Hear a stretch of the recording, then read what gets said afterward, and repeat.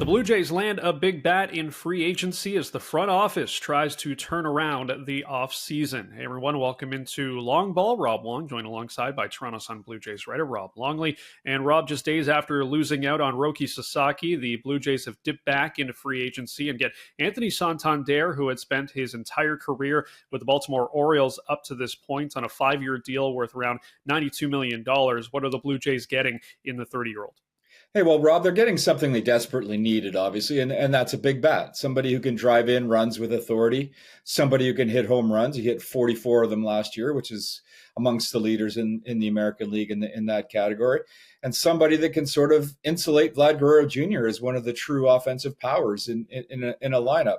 Now, he's got some flaws, obviously. There are some inconsistencies in his approach at the plate and his performance, but this team has been missing the guy who can change a game in one swing of the bat, other than having Vlad in the lineup over the last couple of seasons. And it certainly changes the dynamic at the top end of the order and is a positive first sign, in my opinion anyway, of an offense that was in desperate need of being fixed. You and I have talked about it several times now, Rob. Their output last year was, in terms of runs scored, was their fewest since 1997.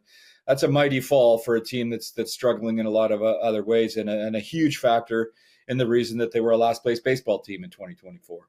Yeah, I think a lot of the fans are done with watching this team acquire defensive first players. Now you finally get someone that is all about the other side of the ball. So I think even after this move, a lot of Jays fans are still down on the front office, Rob. But what else could they possibly do this offseason, you think, to increase that approval rating? Well, there's still some work to be done, and credit where credit is due. They addressed a need. They got a bat finally. The free agency has been very slow moving this season, much as it was last year, which is a frustration all around baseball. And to their credit, Ross Atkins and his front office staff have stayed in the hunt and continued to work on these deals and finally landed a guy, not the top of the market guy necessarily, but certainly a guy that can have an impact.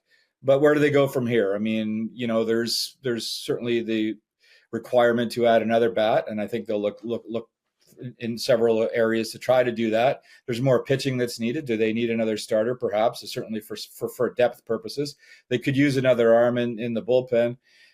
And I think the only home run in the offseason that remains is to extend Vlad Guerrero Jr., because I think it's pretty clear to most people that's a lot of what's been holding them back in these offseason pursuits. And I don't see that happening, to be perfectly honest with you. I don't know that there's a willingness for the Jays to go crazy enough to pay him enough money to make him sign. And quite frankly, I don't know if Vlad Guerrero Jr. is interested in doing it. I think that given what's happened with him over the last little while, given what he has seen in free agency each of the last 2 seasons, why wouldn't he want to walk next year and give it a shot himself? So that would be the one grand slam of the offseason, and I just don't see it happening.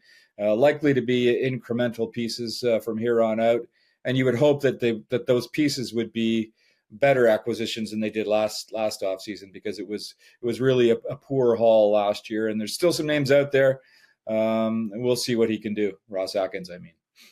Well, as you said, still some work to do for this front office. Hard to believe just 3 weeks away or so is spring training. So the clock is ticking for this Blue Jays front office to make some more moves to better this team, because they don't want to be finishing in last place again like they did a season ago. As always, leave your thoughts in the comment section below. For Rob Longley, I'm Rob Wong. Thanks for watching, and we'll talk to you next time.